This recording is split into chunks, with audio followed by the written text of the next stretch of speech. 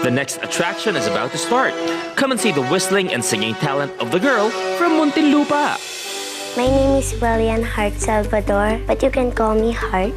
Ang isa ko pong talent ay kaya ko po mag-whistle ng nakatagilid po yung bibig ko po.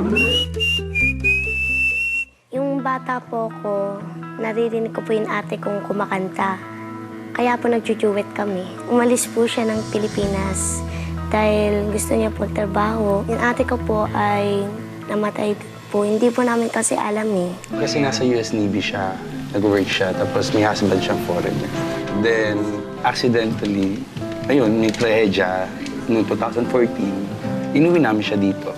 Sumali po ako ng The Voice Kids para matulungan yung pamilya ko at mapasaya sila. Dinededicate ko din po itong song na to sa sister ko po na namatay po.